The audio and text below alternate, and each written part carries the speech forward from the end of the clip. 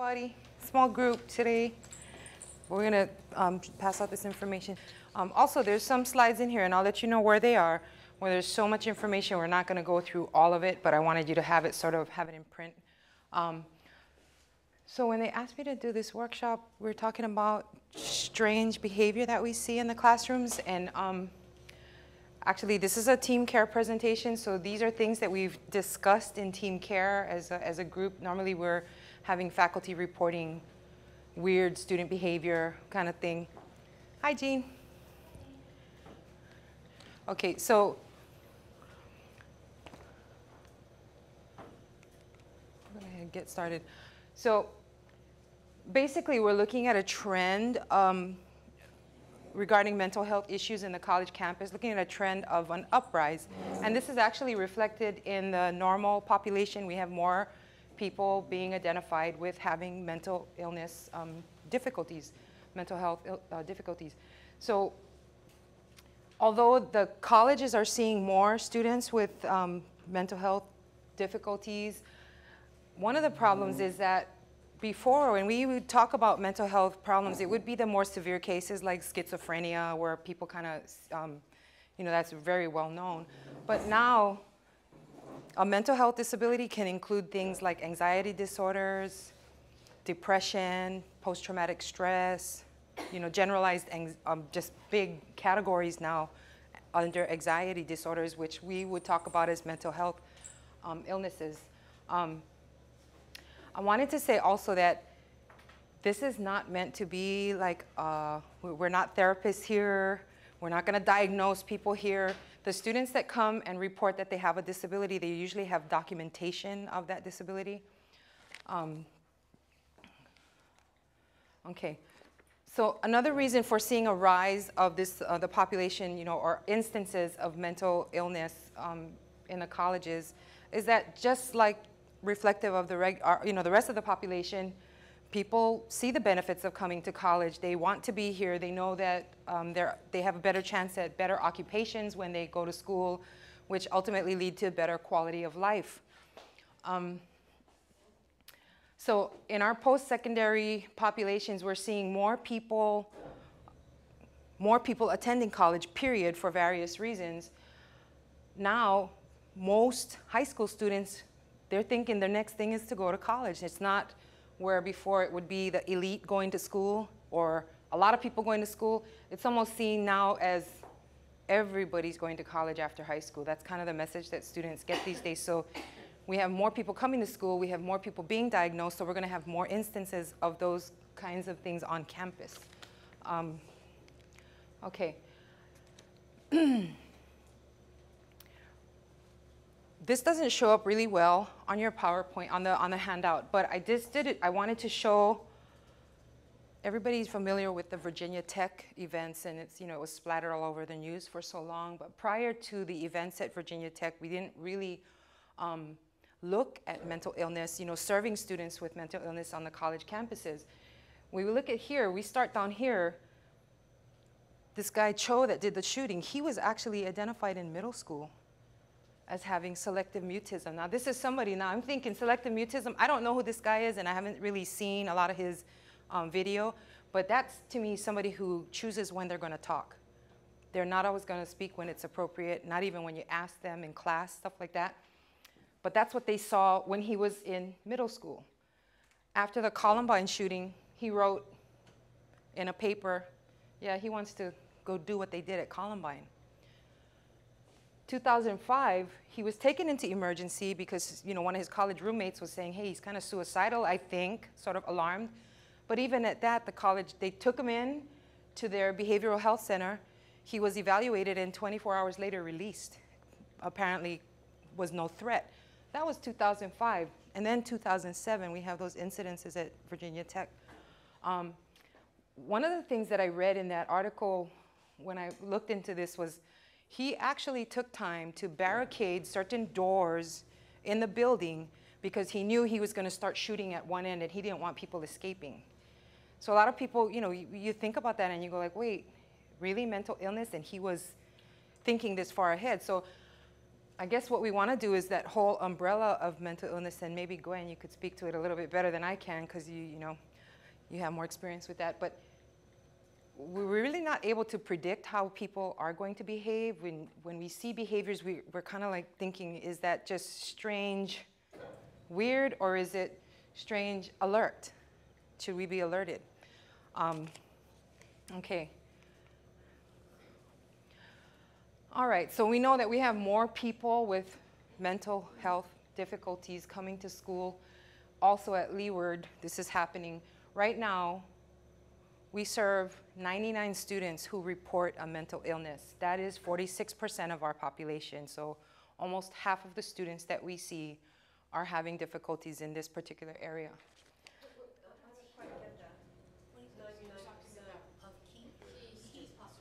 Key students right now, this semester, of our total population, yes. 46 of our current population for key, meaning 99 students now. When I came on board, the number of students in this particular category was 45. So we've almost, I mean, it's doubled in about 7 years. And as you can imagine, the students that we see, when they have mental health issues, they're coming in more often. They're needing more attention, right? They're more one-on-one. Okay. I've listed here just a slew of everything that comes under mental health disorders, okay? There's a few other things that I did not include on the list. But even within this one, and I'm going to tell you the 3 slides that are numbered 1, 2, 3, this is where there's so much information. I just wanted you folks to be able to have it. You can see it.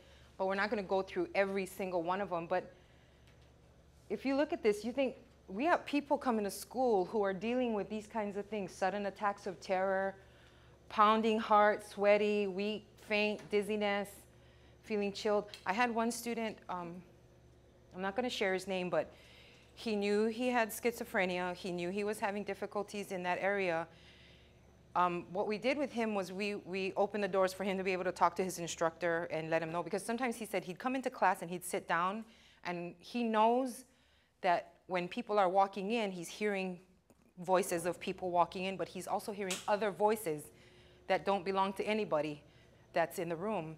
And he would have to settle himself down to the point where he's telling himself repeatedly, that's not anybody telling you this, that's not anybody saying this, you're just hearing it in your mind. And he would remove himself from the classroom. But he had to, you know, let his teacher know, like, hey, when I'm feeling like this, I'm just going to step out. And so the teacher knew what was going on with the student.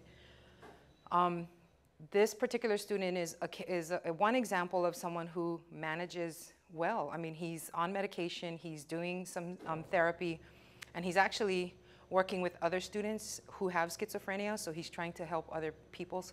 But even though he's very aware, he still can't stop the experiences that he has. Very difficult. Okay, so that all of this comes under anxiety disorders. Then we have the ADD, autism spectrum, bipolar personality disorder. With the autism, people look at that as a developmental delay, and that does not include people who are mentally retarded. People who are mentally retarded they don't fall under the mental illness kind of thing. We do have students on campus registered in classes who are mentally retarded, and so you kind of see different things. But just a whole slew of things that students are dealing with while they're here. Can you explain some of these things, or are you planning on going back and doing that, like showing us how to identify or understand what the problem is? You're not going, the reason why I cluttered these slides and I made it so we were not going to go over each one of them is I wanted to show examples of the kinds of things that you're going to see in your classroom, but we're not really in the business of diagnosing anybody. Yeah. But just to try to get a handle in our own minds of what's going on, not to clinically diagnose Yeah. or anything, but Yeah. to understand better, to recognize and be able to put some kind of I don't like to use the word label, but give it a name so that we can understand what it is. Because I have some people that definitely fall into these categories, and I'm not Right. at all I don't trained know, in this, and I don't know how to, you know. Right. What to do about I it? don't know how helpful a label would be, but I would say if you have particular concerns about a student, I would be happy to speak with you on a one-on-one basis.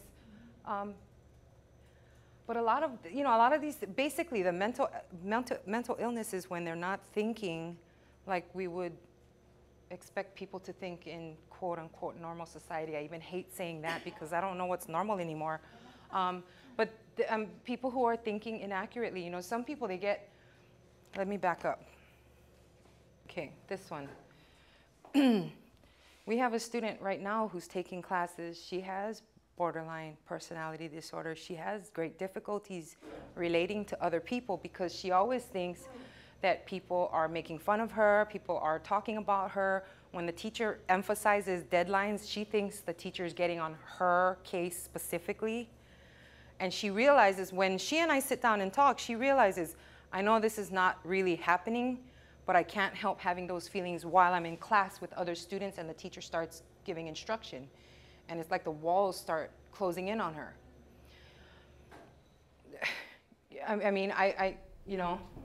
What about Asperger's? Because a colleague of mine who observed a class noticed that one of my students had what she thought might be Asperger's, and she said to me, "Oh, I bet you it's that." And I said, "Really? Is that what's going on?" Because I had no idea. Can you briefly explain what that would look like? Asperger's, basically, you're going to have, again, it's a developmental delay, so everyone in their own way is kind of, how do you say this? I have 3 different students who have cerebral palsy, and they're all affected in different ways. Okay, one person, his legs don't work. Mentally, he's cool. So you talk to him, you can communicate with him, but he just needs to walk with sticks. Another one of the students we have is not very verbal. Her cerebral palsy has affected her mentally. So the communication is not always there. She's not always talking with people like she needs to. So it looks like, even in her work, it looks like she is somewhat mentally impaired. Right. So it's very different, and it's such an individual thing. That's why I think for us, we're fortunate because when students come and they identify themselves, they usually come with documentation. That's how I know what's going on, is they give me a report of some kind and I'm reading it. And I'm talking to the student at the same time. One of the things that we do with the students in the KEY program is, you know, one of the questions they ask a lot of times is, how much do I tell my teachers? And I tell them, how much you tell your teachers is up to you, because this is your confidential information to share. If you think what you're going to share will help you, great. If you don't want to share it, you don't have to. Yeah, and that's, I know sometimes people have asked, instructors have asked me, you know, like, why can't I know what this person's disability is? And it's like, because it's their private and confidential information. See, that's difficult, though. I'm one of those people who says that. Why can't we know? Because I personally find that if I knew, I might be able to help more. I might be able to know how better to reach that person if I knew what the problem was. But when I'm scrambling around in the dark, and I'm certainly not trained as a psychologist. Right, right. And I think, you know, that's one of the misconceptions for us too, because a lot of people think, oh, well, you work with the students, so you know all this kind of stuff. And I'm like, well, I am not a mental health expert, and I don't counsel students. I do not provide them ongoing therapy for their conditions. What we're doing here is, it's not going backwards and trying to get those skills in place so that they can be college students. It's like they're college students, and these are the skills they're lacking. So how do we get them to do the things that they need to do to meet the objectives in their courses, given the difficulties that they have? It's such an individual thing, really. In the recent past, I've learned a little bit more about the relaxing of the laws on the whole confidentiality thing, but I still like to include the student on that. Like, you know, if I'm going to say to a student, because like that person that I was giving the example about the borderline personality, I gave the student the option. I said, I can speak with your instructor if you like, or we can both go and speak with your instructor if you think that would help. Still, because it's her personal information, right, and she said to me, I don't want to do that right now because I don't want my teacher to think I'm making trouble for her by bringing in somebody else. And I'm like, you know, I reassured her. I said, well, I can understand you having that fear because you don't want this to color your relationship with your instructor, the one who's giving you the grade, but I don't have that, I'm not in that same position, so I can speak with that person, but to have you there so that all three of us are on the same page, we can do that. And still, students are afraid. They don't want to be identified. If I were to call you and give you the name of a student that I was concerned about, you couldn't tell me, even if you knew something about him. You would not be able to disclose that to me unless he had given you his consent. Right. In terms of dialogue. But I would talk with you. But I would talk with you. I would still talk with you, and maybe from the case files that we have, we can say these things would be helpful for this person. Yeah, yeah, yeah, certainly. Yeah, yeah, okay. Okay. We still have students with schizophrenia on campus. I don't have anybody right now, and I'm almost afraid to say it, but that's really severe, because we've had that in the past where the people working in the library see the student coming and they call us around the corner like, hey, your guy's on the way, you know, that kind of thing. This guy was, had a lot of people afraid. I never did feel afraid with this particular student, but I did realize that his presentation could be very intimidating to people. When I talked to him about it, sometimes it seemed like it made sense to him, and other times he was kind of like, I don't know why they're scared of me, I haven't hurt anybody. You know, I'm like, but you're a tall guy, big guy, brooding, kind of, you know, people get scared, especially when you're kind of staring them down. Not so cool. We have the age that we have, the students that are coming in from high school to like 21, 22 years old, that is the time span when if you're going to get schizophrenia, that's when it's going to start. So, you know, it's a population to watch. A lot of them don't even know that they're dealing with it or having the first signs of it. Right, right. And if you ever, I mean, you know, if a student discloses to you, students talking with you and telling you about things that they're experiencing, I guess the next thing would be to try to get them some help. That's where team care comes in, but I'm getting a little bit ahead of myself. And this slide is just meant to be sort of a brief cap. It's not everything that you're going to see in behavior, but these are the kinds of things that instructors report to me that they don't know how to deal with. It's like, so students not managing time, they're behind on assignments chronically, they're not ready to take exams. Having routines in the classroom that sort of disrupt instruction, that's kind of weird. Like every time we're gonna do this, she has to go in her pack and check everything, you know, that kind of thing. Might see that. Students being nervous or anxious. This is a big one. It's particularly for speech classes where they may have to get up and do a presentation. Some of them, they get so nervous and anxious about it that the fear of it builds and builds and builds, you know, even more than doing the presentation. Okay. We have people who have PTSD here, and sometimes stuff like someone walking out the door and not holding it and the door slams on them, you get people jumping, right? I've heard that one lately. One of our students, he goes to class about 5 minutes late so he doesn't have to keep hearing people coming in and out of the classroom. But that's just his way of dealing with that, teachers understanding too. And there's a lot more. I would say if you see stuff like that, if you have an accommodation letter from our office, please give us a call, because I'd be more than happy to discuss things that we can't write in the, you know, in the memo, that kind of thing. And basically, when you come down to it, treatment for all of these mental health issues fall under some kind of therapy and or medications. We are not equipped to do that here. We did have someone that was, you know, meeting with some of our students, and I think she's not here anymore or gonna not be here anymore. It was a part-time kind of thing, and I know some of the other colleges within the UH system, they do have mental health professionals on staff, and I'm just thinking maybe we just haven't come into the rotation yet, because it seems like it would make sense for us to have that too. So having somebody part-time for a little while, I think is a move in the right direction. I think we're going to be able to have more staff. Now, one of the things, and people get really up in arms about this whole disability thing, and I tell students, even with your disability, you are not supposed to do these things. these are just excerpts out of the student conduct code. But I tell them, even if you have a disability, you're still responsible for behaving like students behave. So these things are off limits to you. So stuff like fighting, hitting, right, disrupting instruction, making it impossible for the teacher to give instruction. That's not cool. That's a violation. Right, stealing, being intoxicated, disorderly. You see all kinds of stuff. And I've heard a little bit more about students, like even in the night classes too, where they're having some rows, right? Students getting into fights and stuff in the night classes. None of it is acceptable. None of it is, oh, you have a disability, okay, that's okay. It's not like that. That's not the message they get in our office.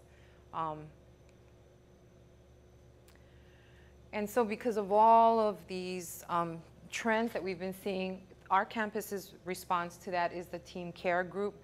And basically, it's a group, cross-disciplinary, interdisciplinary, so people from different areas on the campus.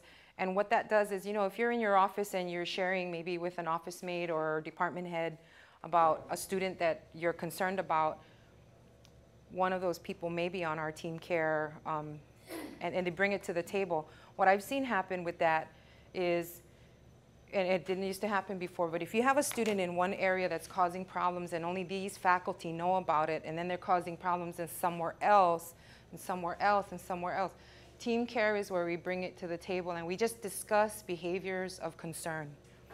Sometimes it pops up like, oh wait, we had that name over here and we had that name over here. What it does is it allows us the opportunity then to identify the student and to figure out like, okay, what kind of support does this person need? And sort of, it's like an early alert almost, without it being called early alert. But that's what Team Care is meant to do here on campus. We meet. Care numbers change all the time? Yes, and if you want to be part of it, we would love to have you.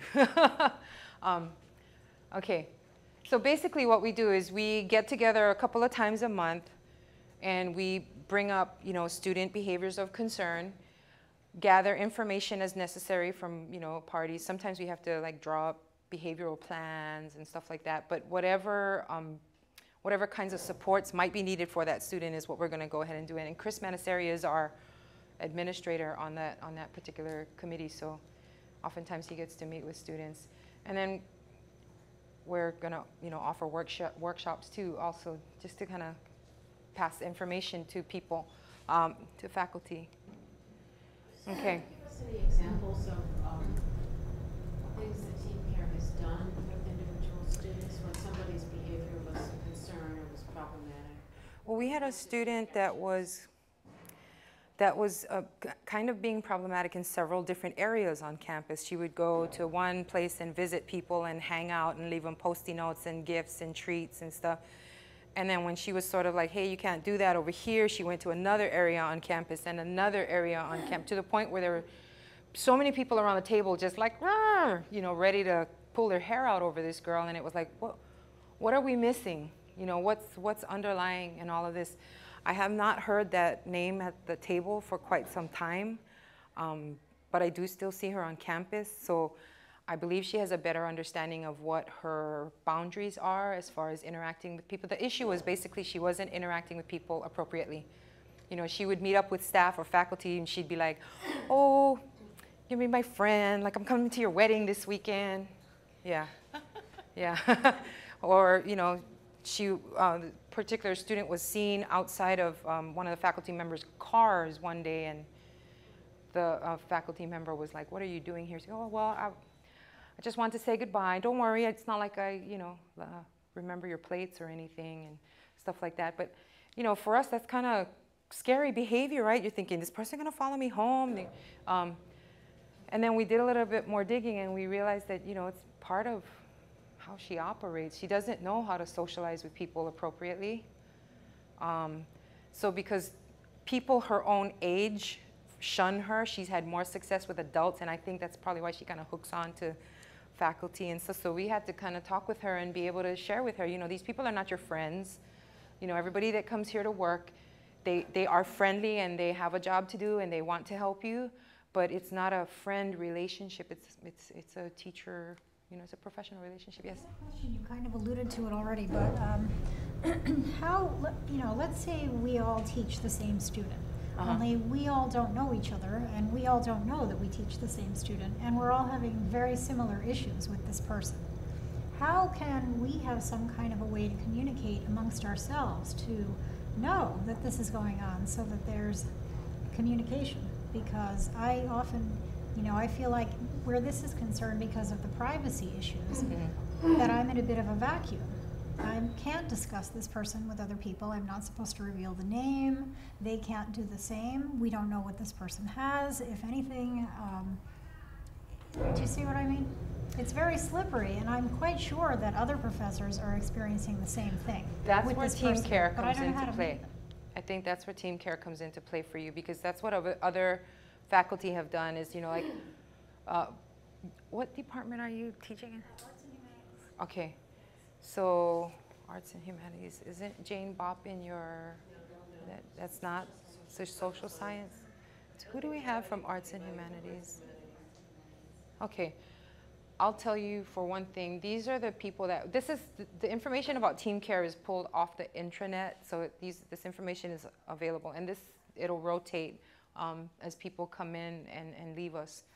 But if you recognize any of the names here, you could call any one of them. Typically what's happening is we're seeing when the students are of concern in multiple areas, it'll usually come up in that meeting, right? Yeah, so the first thing would be, right. What we've done in the past with one in particular where it was, you know, she was affecting a lot of people in different areas, we made up a behavioral plan for the student, and we had to kind of prescribe for her, this is appropriate for you to do, this is not appropriate for you to do. And everybody now has this plan, and everybody's going to direct you the same way. So it's more of a matter of, you know, sometimes just that social, yes, you can't just drop in on me and hang with me for 2 hours, but if you make an appointment during my office hours, I will meet with you for 20 minutes. You know, that kind of thing. But I think those kinds of plans are arrived at when we are talking with each other. The communication is so important, right? The other area is Maka'ala, that has a section for behavioral problems. What is that? The early alert Maka'ala system. Oh, okay, I'm not familiar with that. Okay. I don't know much about. I've heard about it, but I haven't used it. You guys? Cammy's the author. Yeah. So, there we go, Kimmy. It's yours. Share. I've been outed. No. Yeah. The Maka'ala system is a early referral system that we have on our campus, and we've done it for 2 semesters now. In the first 5 or 6 weeks of the semester, you can refer students who are already starting to struggle in your class. And what happens is when you refer them, and instructors are asked to tell us why they're being referred, if it's for an academic reason, an attendance reason, or a behavioral issue.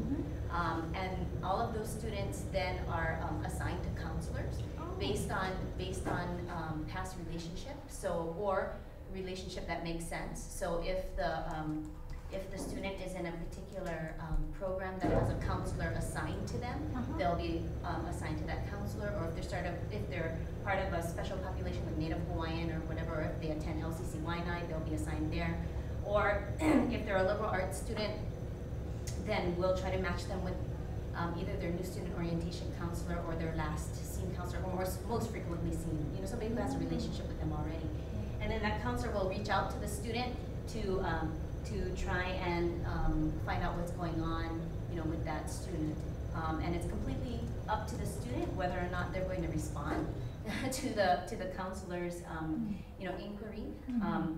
But you know, from there the counselor is able to assess what other support systems the student might need. And so if it is a student who is team care worthy, then the counselor will then refer the case to team care. But I think, you know, one of the important things to know about team care too is that, you know, none of us are mental health professionals. Well, I shouldn't say none of us, but none of us are there in mental health professional capacities. And so, you know, when Chris talks about, you know, coming up with a plan or whatever, team care is a place that that all these people can come together and compare notes about, you know, where the student might be having difficulty on campus, and to have a bigger picture of what's going on with the student. But then any plans or actions that come out of it are delineated by the entities that are in the room. So for example, if it's a case where counseling needs to get involved, then counseling will act on behalf of counseling with the student. It's not where the team care person or team care as an entity is doing anything or intervening with these students. It's that, you know, team care is where the conversation happens, the soliciting of information and saying, okay, what can people who are here around the table do through your offices for this student, you know, and coordinating that effort. So it's not like, you know, if you make a referral to team care deploys, you know, somebody and like, you know, intervenes or whatever. It's more, you know, what are the support systems available on this campus? Which ones can help with this student or should help with this student? You know, and so we, you know, so the psychologist that Chris was talking about is part of that team, and, you know, Key is part of that team, and Student Life, and all these different groups that can maybe together help, you know, to intervene with these students. And how would you contact the Maka'ala group? There's a website that every instructor has access to, and it's just www.leeward.hawaii.edu/Maka'ala. And how do you spell Maka'ala? M-A-K-A-A-L-A. Okay. But is there an extension I can call or anything like Mine. that? Are you Cammy? Yeah, Oh, I'm Cammy. Cammy. I've spoken with you on the phone, but never. Yeah. What is the extension? 236 is my extension. Thank you. Okay. Okay. Actually, there's another way that you can make referrals. This is also on the intranet. This is a copy of the referral form for team care. So what would happen is if you filled one of these out and submitted to one of the team care members, it would be discussed at the meeting, and anyone who had knowledge of the student and or situation would get involved with figuring out how we're going to address that situation. How do you get onto the intranet? I'm sorry, that's a ridiculous question, but I've never done it. How do I find? Okay, so it would be a matter of being on the Leeward site and looking at the faculty link. Oh, it's faculty. Uh-huh. Thank you. And then when you get to the faculty link, there's a whole bunch of information there for faculty, and most of them, if you click on it, it'll ask you for your web ID, your UH login, and that gives you the information there. So that's how I got to this particular one, the team care one, so that's on there too. Okay. I'm glad for your questions, because that just tells me where we need more information, and that's kind of what we're coming to here. Right.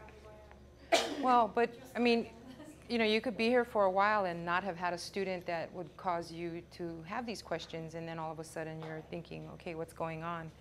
And I know a lot of people think that we just know exactly what to do. You know, a lot of times what we end up doing with students from the Key program in accommodating students is agreed upon. You know, we've discussed it. Okay, these are your areas of difficulty. These are the things that these are the accommodations we're going to put in place. Now, when you employ these, you should be able to do what you need to do for this class. So there is a component that I feel is missing, and that is the therapeutic part. And that is usually taken care of by students with their individual medical carriers, because it's an ongoing thing outside. I think it's kind of unrealistic. I know more colleges are trending towards providing that kind of services on campus, because a lot of students don't have insurance, or they don't have a regular health caregiver, which tells me if they don't have a regular medical health caregiver, then they don't have medication, you know, and that cycle just perpetuates itself. Even the guy that was on our campus that had the schizophrenia, I learned that his doctors did not feel that he was competent enough to take his medication regularly, so they situated him so that he lived near the clinic in a group home, and he was to be in that clinic every day taking his meds.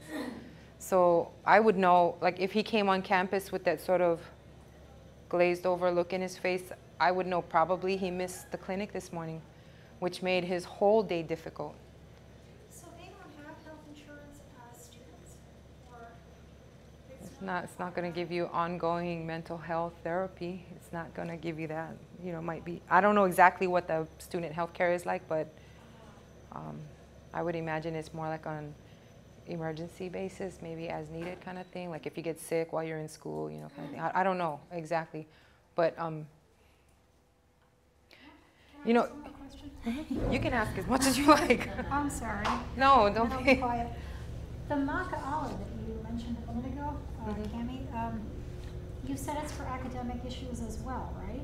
So if you catch somebody cheating and you want to know whether her other professors have also noticed this, but you don't know what other classes she has or who those professors are, and it's not like in high school where the teachers get together and have a faculty meeting and discuss the problem of students, Right. We don't have any, I always feel like I mean, I know all my colleagues in arts and humanities, but a little bit of a vacuum outside of that, and in terms of other areas, maybe they're taking business or science classes, and I don't know those colleagues yet, and maybe they're having the same issue with her, and they don't know that she's also having this problem with me. You know, it could be very widespread. It usually is the case. It's not just in one class that they're doing this. But how can I communicate with those other teachers that have her and let them know, keep an eye on this person because she's been known to cheat? How can I get that message out? Do you know? Do you So think it's that not would be just something that would be student. Maka'ala worthy? That would not be something Maka'ala appropriate.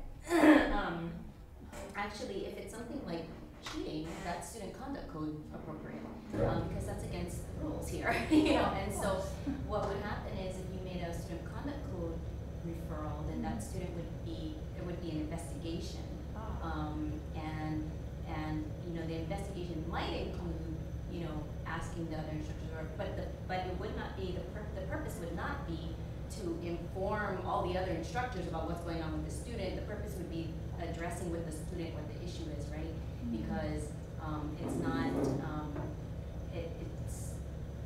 it's not that we would use that process to help instructors who and talk about this student cheating or whatever. It would be to address the problem, Yeah. Right, It of would be course, to- which is important, but I feel like it's also, I wish there were some forum where the faculty could get together and discuss problem students as a group, because I'm sure that so many of us have the same issues with the same people. And I think that there could be some value in that, but I don't. It also set up a real bias. That's a real danger Yeah. of Yeah. predisposing somebody Yeah. else Yeah. to look at this person Very as differently. That way, I mean, in a healthy way, but Well, I mean, I think that what you're talking about in terms of if instructors had a place to talk in general about issues that they face in their classroom, I think that Without the name- makes sense naming without names. mentioning names or without conferencing about particular students, having just a place to go to talk about how to manage this kind of behavior in my classroom or manage that kind of behavior in my classroom or what have you. Or I encountered this weird situation I've never encountered before, how do I handle it? I think that would be something probably for faculty. But I think student, when we're saying if it was conferencing about individual students, there's a danger because how they're acting in your classroom may not be the way they're acting in somebody else's classroom. And sometimes even though, I think there's a fine line between being prepared and having too much information to be biased. You know what I mean? Like there's stuff in that fine line, which is what I think Stu and I are talking about. Yeah, I think like the cheating thing, I would just handle it on incident by incident. I mean, that's what we do up at our office. If we catch somebody cheating, we stop what they're doing, we walk them over to their instructor, and we hand over all materials, and we give a report of what we observed, and that's it. Doesn't ban them from getting services in our office again, but surely we're watching them a little closer the next time around, for sure, but yeah. Well, if it's an issue of behavior that is against the student conduct code, then that is something that you can report, and we will do an investigation and handle it based on what the investigation shows, kind of a thing. Yeah. So And that's reported to the Dean of Student Services. that's reported to the Dean of Student Services office. I believe there's a form as well for student conduct code referrals, and I believe that's on the Dean of Student Services website. Or you can just shoot him an email, honestly. I mean, you can just shoot him an email. And he's very, very responsive, very responsive. And if it's, and our, for student conduct issues, if it's, if it's a clear violation, that's different, but we do try to handle sort of pre-student conduct code violation, you know, because sometimes it's not a clear violation of the student conduct code, but it's on that trajectory, you know, and you kind of want something to happen before it crosses the line. That can be referred to the dean as well, and, you know, we try to intervene before it becomes an actual problem as well, you know, because the less student conduct code issues that we have, the better, right? You know, the less formal ones that we've got. We'd rather it not be an official issue. So my impression of, you know, being asked to do this workshop was to provide information for faculty, but also to remind you that you're not alone here. You can reach out for help. I mean, even if it's a student you don't know if they're in our program, if you just want to come and talk to me, I'd be more than happy to do that. But you should never feel like you're in it by yourself. There's always people that you can reach out to. And I mean, even team care, we're not therapists. We don't have like this regular therapeutic relationship with students. But our therapist did, and she would often refer students out. It's always a matter of handing them to somebody who's better equipped to help them, particularly if they're having mental health kinds of issues, right? Yeah, I mean, students are dealing with stuff like, you know, they make such a, school becomes so important in the results or lack thereof, you know, they just get so stressed about it that, you know, sometimes, I mean, we had one student that was running in the street one semester because she wanted to get hurt. She wanted a car to hit her, basically. But I mean, you know, can you imagine what your state of mind would have to be to get to that point? You know, a lot of students, they really need our support. They've been made fun of probably because of their weird looking behavior by other people, and if we're supposed to be a little bit more educated, enlightened, understanding, I mean, I think that's the least that we could do, at least until we can kind of figure out where it's appropriate for them to get services, and it's going to usually lead off campus. Yeah. Any other questions? So the cases are too individual to create like a best practices for teachers? Yeah. Okay. Well, I mean, that's kind of, you know, one of the things that that I've said when I talk with faculty groups before, when you're talking with students, you want to avoid using words that kind of trigger them. So you don't want to use like, you have a disability. Oh. I didn't get your paper from Key. You know, did you have a special ed in high school? The word disability, the word special education, these people like want to not even have these labels anymore. So another way to address that is, you know, you pull the student aside, not in front of other students, hopefully when your office mate is not there. But you can say, hey, you know, I noticed when we do this, whatever, name the behavior, that you seem to have difficulty with it. Is that something that you've had difficulty with in the past? Is that something you've had help with in the past? You know, there's a program on campus that might be able to help you. All the language is very non-threatening. And if you think that that person's going to get lost on their way to maybe coming up to see our office, you might want to walk them over. Because sometimes it's a gentle introduction. They already have a relationship with you, and they're not having to go scavenge around the campus to go find yet another stranger. If you're handing them off to, you know, like, oh, this is Chris, she works here, maybe she can help you. You know, it's a personal introduction. It's a gentler, you know, gentler transition for them to come in and talking to us if they're not already diagnosed, right? Some people are not. So even if they don't have documentation, you can help them? Even when they don't have documentation, we can help them. Yeah, there's a three-pronged qualification for students to get services with us, and that is, number one, they have documentation of that disability. It gives me a diagnosis and it gives me prognosis, right? Number two, if the person is regarded as having an impairment, we can serve them. And also if they have a history of that impairment. So a lot of times what we're going to do is, when you come to post-secondary, those IEPs that students have when they're in special ed in the K-12 setting, that document is an educational plan that was made for that setting that has no transfer value to the post-secondary environment.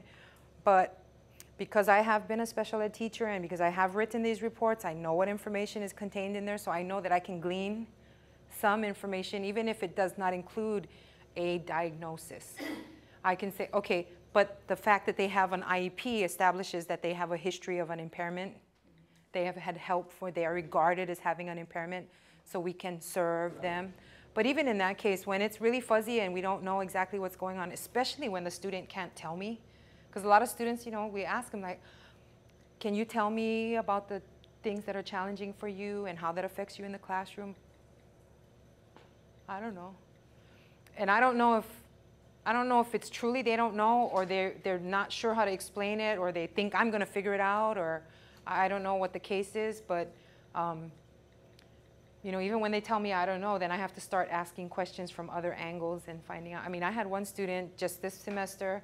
He swore up and down. He came to see me. He said, I said, why are you here? How can I help you today?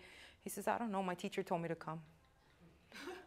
So I said, so this is the office that works with students who have disabilities. So have you had any kind of help in the past? Have you, you know, in high school maybe? He swore up and down, no, no, no, no, no, no. And so I said, well, I really don't know how I'm going to help you if, you know, maybe you come back another time when we can kind of figure this out. And he said, oh, okay. And he stood up and he left.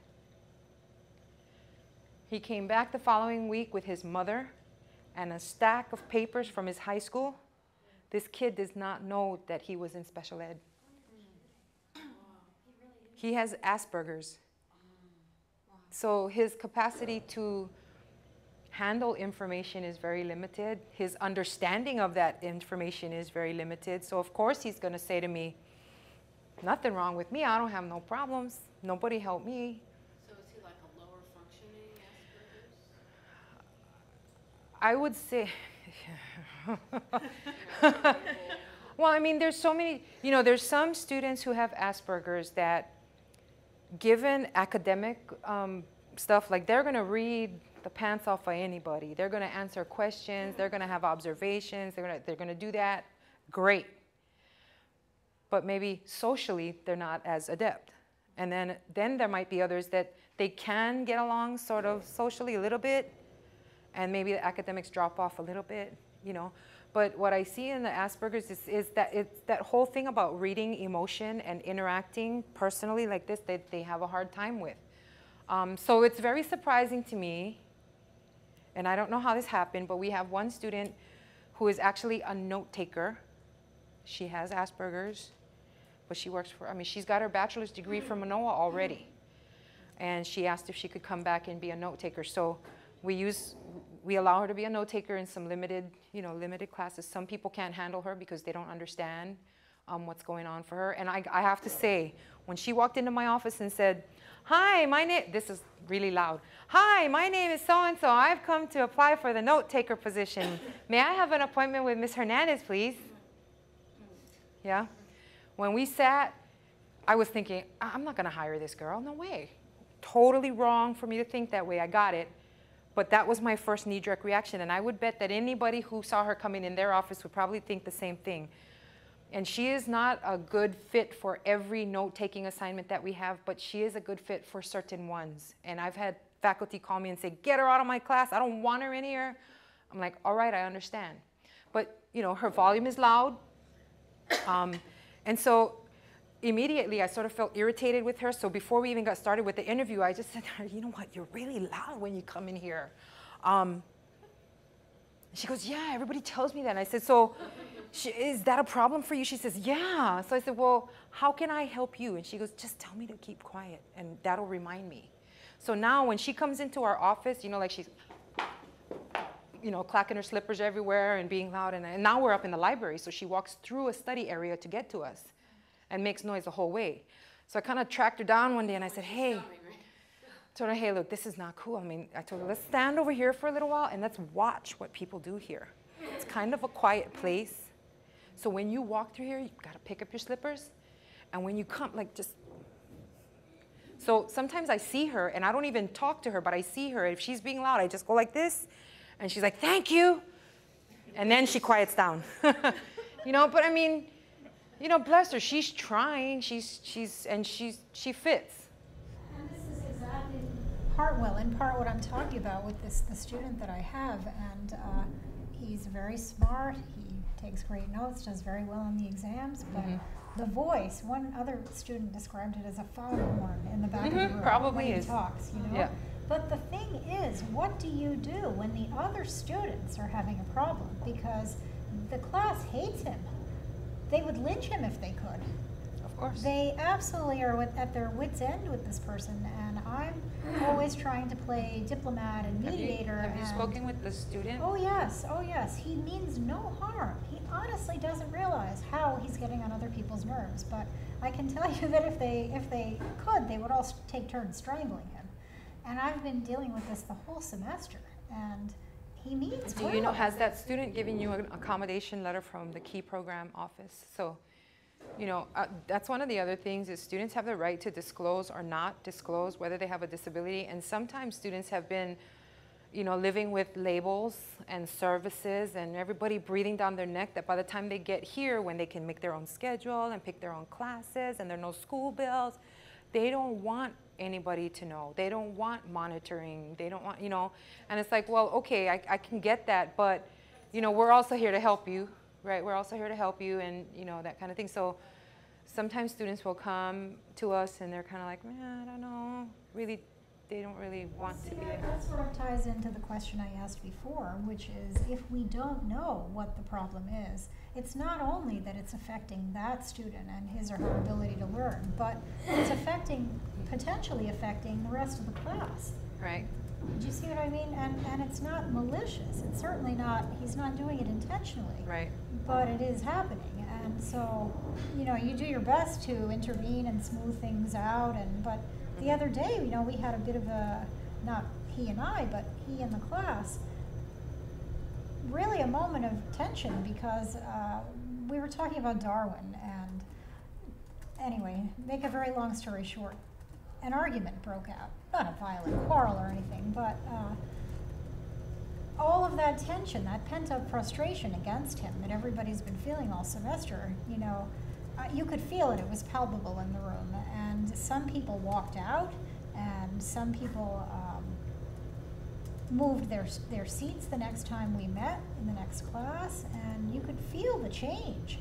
You know, And certainly I know that everyone has their own method for handling uncomfortable situations, including faculty members.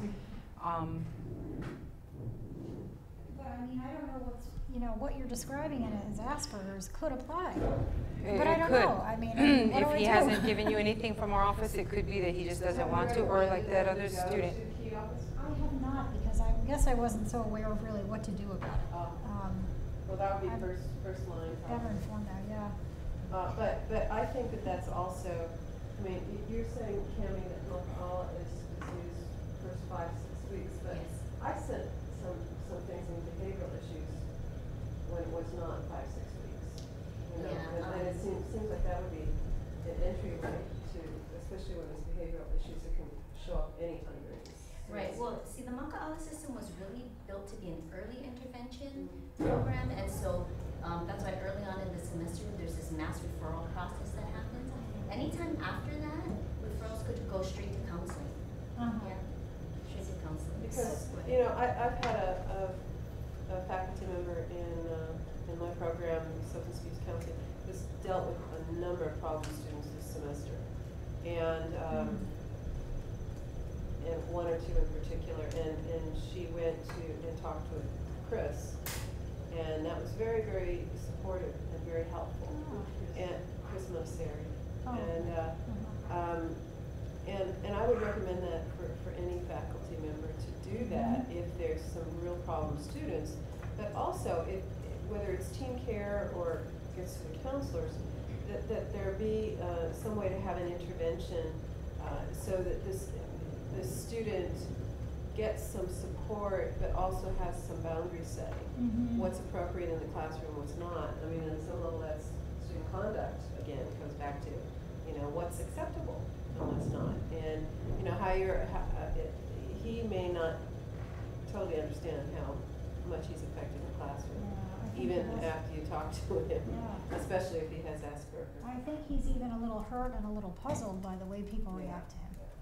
It's really not intentional. It's very hard because you as a faculty member are supposed to keep the classroom safe for everybody. And that's hard when you have a student who, you know, you don't know how to get to change the behavior. And I think that's when you have to go outside of the classroom. If you try your best, you know, go to team care, go to Chris, and that we can process that and work with you. Okay. Are you in team care too? Yes. Oh. Gwen Williamson. Oh, Gwen, okay, okay. What's your name? Suzette Scotty. I teach art history. Okay. Yeah. This person did email me because he said, he really has such good intentions. I want to do well. I don't want to cause any problems for you or anybody else. He just poured his heart out in this email, and I felt so bad. And I wrote back right away, and I said, no, you're a great student. I know you mean well, but you understand that sometimes I have to call on other people too, because he would answer every question and monopolize the whole class every time. And you know, I didn't want him to feel offended, but I wanted him to understand that, you know, we're all here to learn, and I have to give everybody an equal opportunity. And he was very respectful. He wrote back, I understand. He tends to repeat himself. And I don't know what this is about. I don't know what kind of condition this is. It's hard to say. And he'll go on and on with things, and he'll get completely off the topic. The way his mind works is that he'll be making one point, and then he'll switch to something else, and then something else, and something else, and you could literally sit there and let him talk for the entire period and see where he ended up. Somewhere in Alaska, maybe. And I have to bring him back on track and say, Bud, this is what we're talking about today, and then diplomatically bring the conversation back to whatever the topic is, because he'll just go, and you can see people sitting there going, oh, not again, rolling their eyes and wondering, when am I going to clamp down and put an end to it? And it's really delicate. And you know, Yes, so I should send him to team care? Is that the moral of the story? Yeah, but send Where do I send him? You're going to show up next week, Thursday. send a description on that form that was shown. Okay, the form, The team care referral form. Right, on the okay. intranet. That'd be a good, I think that'd be a good one at this point. Okay, and that will go to you? That would go to team care, probably Chris and Cammie, and then it'll come through the meeting. To get to team care. And are you a part of team care? Yeah, Okay, you all are. not all of us. No. So Jean is, Gwen, Oh, good, I'm in the right place. Cammie, Stu, and myself. Oh, perfect, all right. Because I talk to my colleagues, of course, about this. And Jim West, who's the sweetest man on the planet, who I can ask about anything, and he's full of great advice. But it's good to talk to a professional who is specifically, he's a philosopher, I'm an art historian. It's good to talk to people who know, you know, how to deal with it. Yeah. To a point that we might need a representative from the arts and humanities on team care. Yeah. Hey. I'll do it. See, she said she'll do it. I care enough to do it, I really do. Okay, I'm cool. brokenhearted by what I see with my Well, you students know, sometimes. Thursday. Because you said it in front of about 6 members. We meet every Thursday at 8:30. Oh, God. No, really? Every other Thursday. Every Next Thursday, week, every Thursday. Every Thursday. other Thursday. Next week Thursday is our next meeting. Yeah, next week Thursday, next meeting, and then the last meeting, right? Or is there one more after that? I'm not sure. Okay, well, how about I say yes for the fall? How's that? Yeah? Good. I'll try to make your next meeting, though. Yeah, you're welcome. No, Yeah, it's 'cause good. that helps us to get well-rounded. I mean, but that's how we know about these things, right? Gwen comes from her area, and then she hears from her colleagues, and she brings it to the table. The people at the halau, there's a representative there. There's people in my program, you bring it there. And sometimes it's another faculty member that has difficulty with a student. They don't know they're in our program. We don't know they're having trouble all over the campus, you know, that kind of thing. So, right. So then in the future, if somebody in arts and humanities has a problem student, they would know that they would find out that Suzette was the team care rep and they could talk to her. and Right. bring it to the meeting. That'd be great. That would be good. Yeah. That would be very helpful for me too, personally. I learn a lot from this. Right, good. You know, I think the thing that, and I know I didn't get into discussing all those individual things, but I wanted to emphasize we're not getting wrapped up in the behaviors. You're going to see behavior that looks odd to you, that looks like it doesn't belong, that doesn't make sense. You're talking ABC, they're off in la la land, not even doing ABC. Those things happen. But I think the really important thing is to remember that students with mental health issues, this is not something they choose to have. Sometimes it is, you know, a culmination of bad choices, and they find themselves in a really tight place. But I think what's really important is to remember that they need supports. You know, they don't need our judgment. They don't need us giving them scoldings. Certainly, I mean, you know, like that the girl with Asperger's, when I say, you know, like, you're really loud. How do I help you with that? Because it's not appropriate here. You know, she's one example of someone who's very aware, and she's like, oh, just tell me. But not everybody is. So, you know, when you want to speak, you want to be gentle, and you want to, you know, kind of have that accommodating, open, but don't let them run over you with a truck kind of thing. Because I would imagine that's probably what you're experiencing in your class, because you seem very nice, and I'm not trying to make any judgments or anything, but, you know, students, so if the students thinks, oh my God, look at, there's this guy and he's taking advantage of the teacher, that's why their ire is so big, like, you know, you said they want to take turns strangling him. Part of that is protecting you, you know.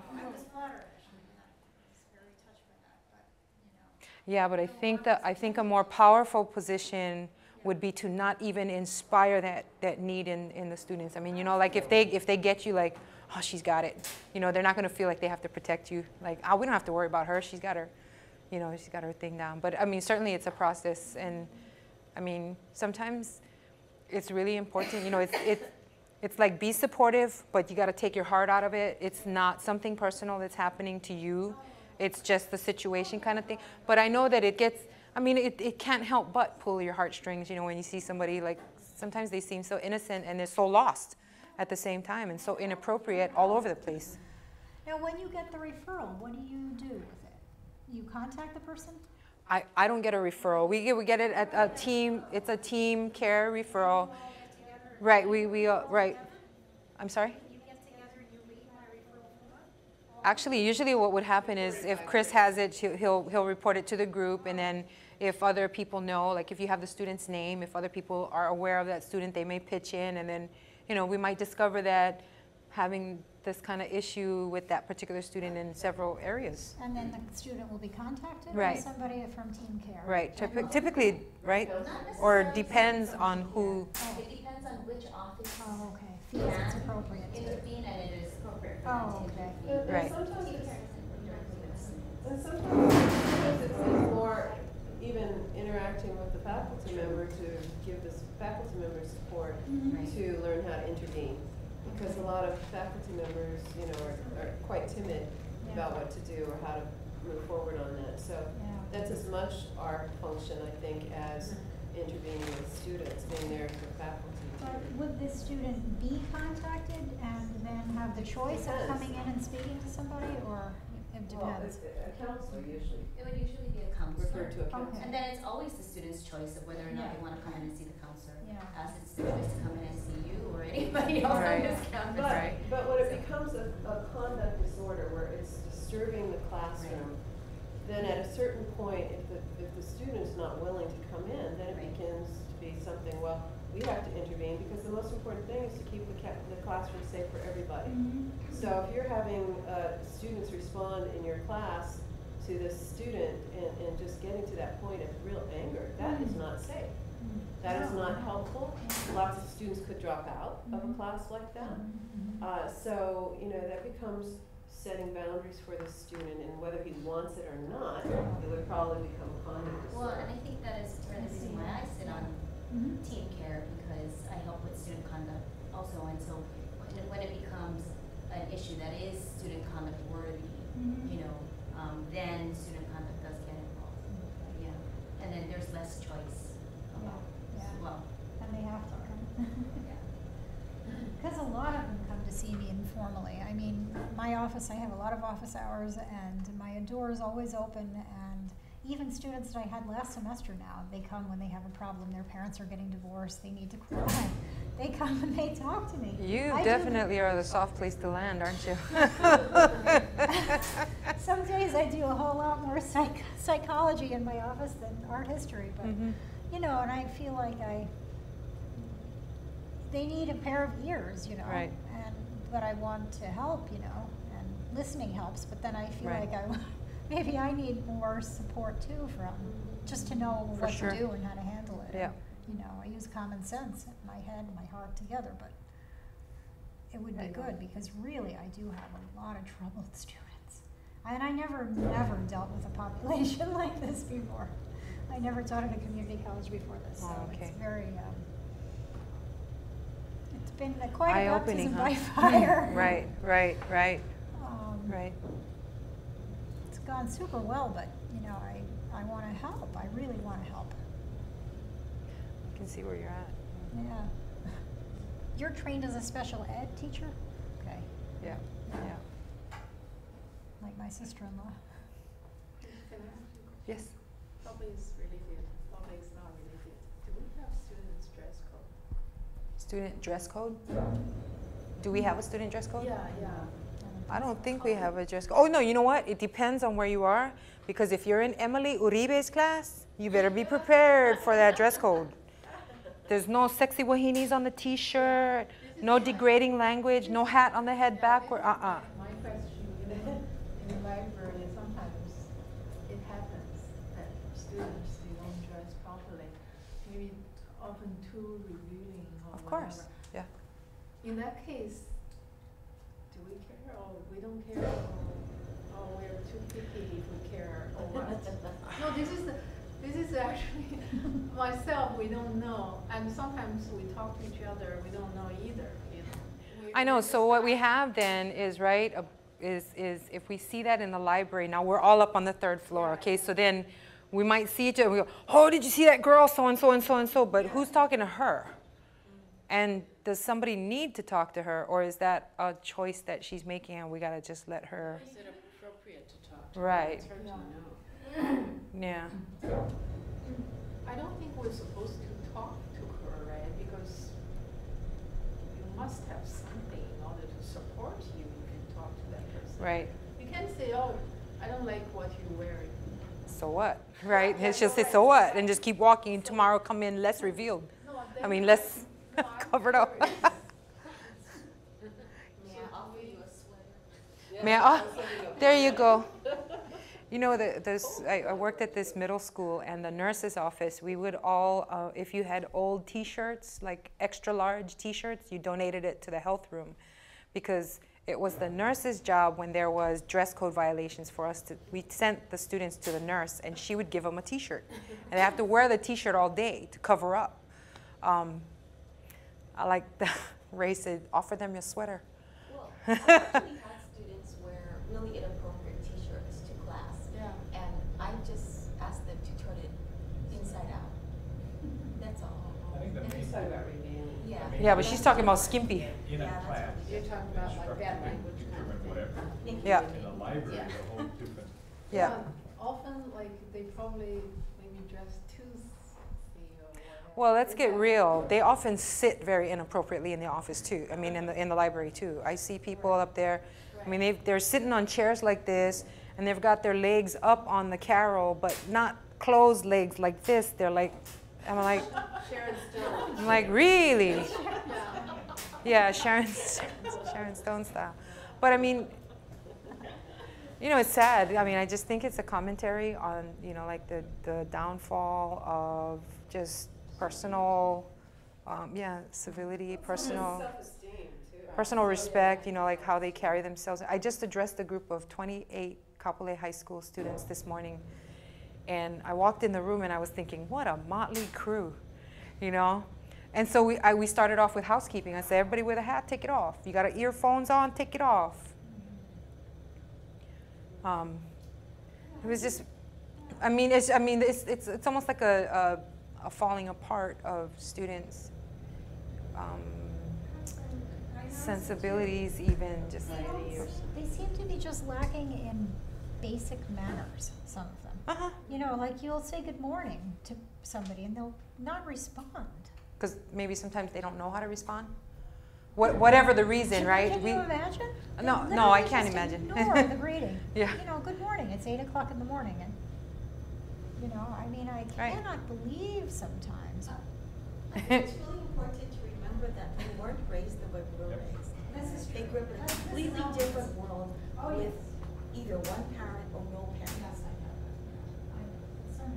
Well, the emotional intelligence level, they've been doing studies on that over the years, and they found since the 70s to now, the level of emotional intelligence skills, social skills and all, and interpersonal, intrapersonal skills has really declined. Yeah, I can see On the it. scale of about 30. But they have rights. Well, and they've lost a lot of rights too compared to what we've had. You know, if you look at high schools around the country, they're barricades, you know, and metal detectors, and you know, Right. Dogs checking your lockers, and I mean, you know, so they've lost a lot of rights too compared to what we had. Although they don't have the dress code. Right. Some no, a lot of them do have dress codes. High schools. Wear pants in many cases. They couldn't wear pants. Oh, wow. Chicago was so cold. You were really in a different. I was. Public school too. I mean, it was just Bay the Area, times. so it was real different. Wow. You could wear whatever. But yeah, part of that loss of civility, I mean, I've read things that, you know, it makes a lot of sense to me that with the amount of time that so many of young people spend online and texting and, you know, they don't have the face-to-face part of interpersonal it. skills Why it's anymore not. because they don't relate face-to-face as much. You know what I miss? Just, I mean, it's, I don't know how long it's been transitioning this way, but when you say thank you to young people nowadays, what do you receive? No problem. No problem. There's no, you're welcome. Your welcome has gone. It's just. Because you're not welcome anymore. It's You're just not a problem. You're not a problem. You're simply not a problem. You're not welcome, you're just not a problem. I'm so sick of that word. No problem. It's like, the words disappeared entirely. You know, I did that.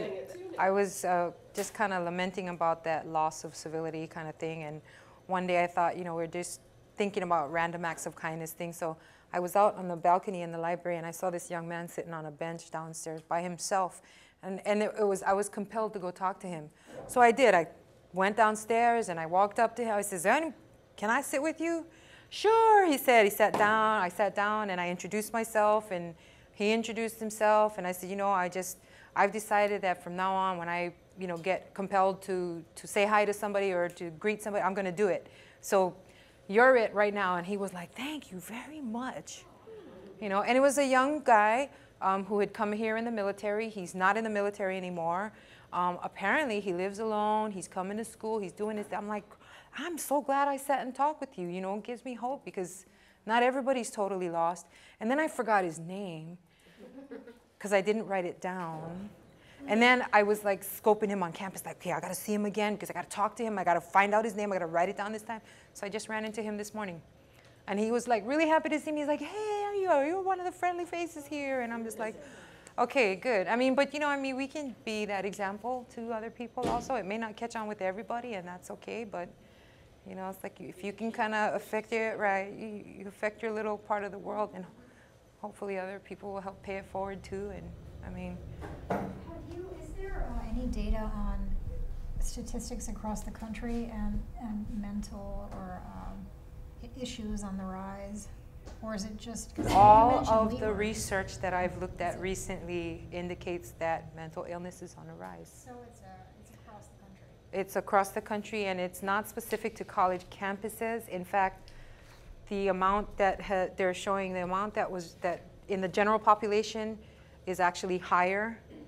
There's higher incidences of mental illness than on the college campuses.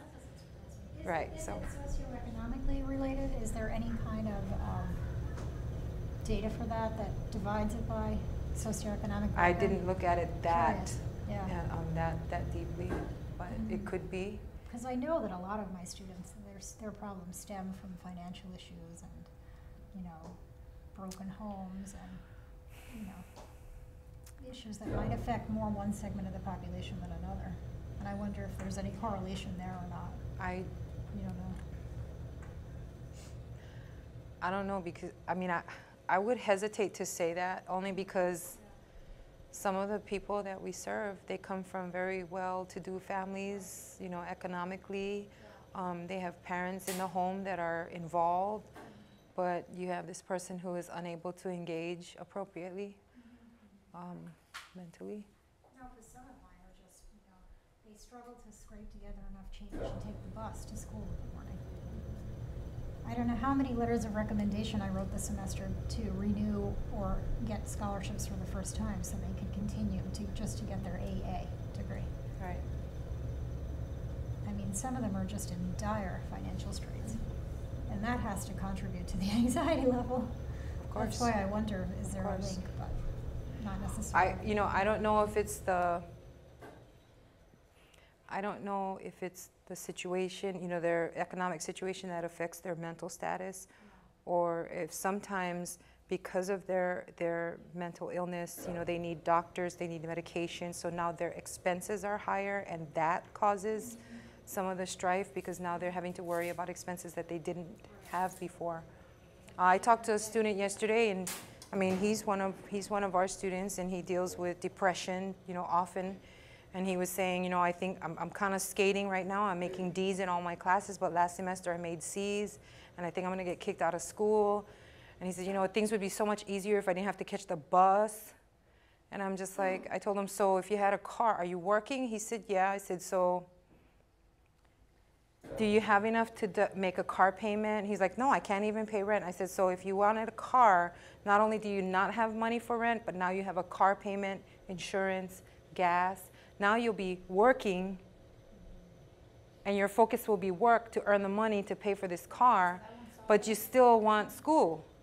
And you can already see that right now your time, you have a finite amount of hours in the day, and if you're going to choose school as part of how you spend that day, then work's got to take a back seat. But if car is the front seat, then school is the second seat, and I don't know how are you gonna do this. And that made him think. He was thinking, oh, I didn't think about the money part, because he just thought about, be nice to jump in a car instead of wait at the bus stop. Right. So we'll see. So I had to ease him off, like, hey, wait a minute. You might get academic probation or a warning. I don't think they're just going to kick you off one shot, but certainly it's good to be mindful of that and go see a counselor. Yeah. Right now we're in the 3rd floor of the library, the Diamond Head corner. This is our temporary location. When the 2nd floor of the library opens up, our new office will be completed and we'll be able to move back home. Never said that before, move back home. 421. Okay. Thank you all for coming.